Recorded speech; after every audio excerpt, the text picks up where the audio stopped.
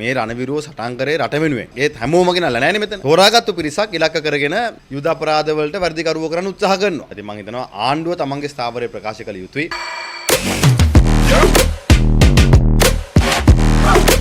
මේ රටේ ත්‍රස්තවාදයේ රටේ අවසන් වුණත් ජාත්‍යන්තර වශයෙන් බෙදුම්වාදයේ අවසන් වෙලා නැහැ. එහෙම නැත්නම් LTT පිටුපස්සේ ඉන්න ඩයස්පෝරාව ලෝකයේ දේශපාලඥයන් සහ ආණ්ඩු පෙරලන්න ආණ්ඩු පිහිටවන්න දේශපාලඥයන්ට තමන්ගේ අනසක පතුරවන්න අවශ්‍ය සහයෝගය ලබා දෙනවා. ඒ අනුව ඒ එක් රටවල ඉන්න දේශපාලඥයෝ තමන්ගේ ආණ්ඩු හරහා තමන්ගේ පරිපාලන ව්‍යුහය හරහා අපේ රට තුල නැවත වතාවක් බෙදුම්වාදය ස්ථාපනය කරන්න ඒ ඊළාම් රාජ්‍ය සිහිනය යථාර්ථයක් කරගන්න කටයුතු කරනවා. මේක අද ආපු දෙයක් නෙවෙයි. එහෙනම් තමයි අපි මුලින් ඉඳන්ම කිව්වේ. ඒ වගේම අපි දකිනවා වර්තමාන ආණ්ඩුව ඒවට ඇහුන් නෑ වගේ ඉන්නවා. ඒව දැක්කේ නෑ වගේ ඉන්නවා. එහෙම නැත්නම් තමන්ගේ මැතිවරණ කාලයේ තමන් ඩයස්පෝරාව එක්ක වෙච්ච පොරොන්දු ඉෂ්ට කර ගැනීම වුමනාවෙන්ද කියන ප්‍රශ්නේ අපිට තියෙනවා. ඒ කෙසේ වෙතත් අද වෙන විටත් ආණ්ඩුවේ ස්ථාවරය මේ පිළිබඳව විදේශ කටයුතු අමාත්‍යාංශය ප්‍රකාශයකට පත් කරලා නෑ. ඉතින් මම හිතනවා පළමු දේ ආණ්ඩුව තමන්ගේ ස්ථාවරය කියන්න ඕනේ. මොකද මේ රණවිරුව සටන් කරේ රට වෙනුවෙන්. මිසක් තමන්ගේ පෞද්ගලික ප්‍රශ්නයක් නෙවෙයි. ඒ වගේම තමයි දේශපාලන නායකත්වය මහින්ද රාජපක්ෂ ජනාධිපතිතුමා ලබා දුන්නා. ඉතින් තමන්ගේ රටේ ජනතාව විසින් පත් කරපු ආණ්ඩුව තීන්දුවක් ගන්නවා ත්‍රස්තවාදය අවසන් කරන්න. ඒ නියෝග ක්‍රියාත්මක කරපු එක තමයි මේ නිලධාරීන්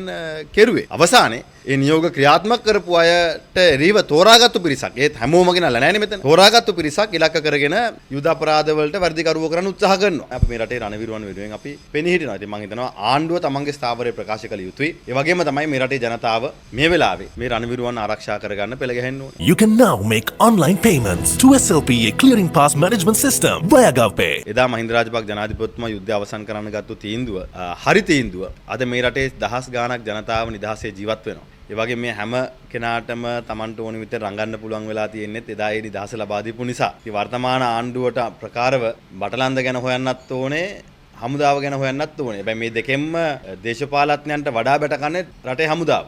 ඍජුවම චෝදනා වෙන්නේ පොලිසියට සහ හමුදාවට. ඒ තුල එදා ත්‍රස්තවාදීන් විදිහට හඳුන්වපු JVP එකත් අදටත් ලෝකයේ තහනම් ත්‍රස්තවාදී සංවිධානයක් බවට පත් වෙලා තියෙන LTT සංවිධානය නිර්දෝෂීකාරයෝ බවට පත් වෙනවා. අන්තිමට ත්‍රස්තවාදී නිර්දෝෂී වෙනවා. රණවිරුව වැරදිකාරයෝ බවට පත් වෙනවා. ඉතින් පැහැදිලිවම මෙතන සැලසුම් සහගත වැඩපිළිවෙලක් තියෙනවා මේ රටේ ත්‍රිවිධ හමුදාව සහ පොලිසියේ ගෞරවය, අභිමානය වගේම උන්ට තියෙන හොඳ නම නැති කරන්න. ඉතින් මම හිතන්නේ ඒකට විරුද්ධව පක්ෂයක් විදිහට අපි නිරන්තරයෙන් පෙනී හිටියා. Start your future after O levels. Join IIT.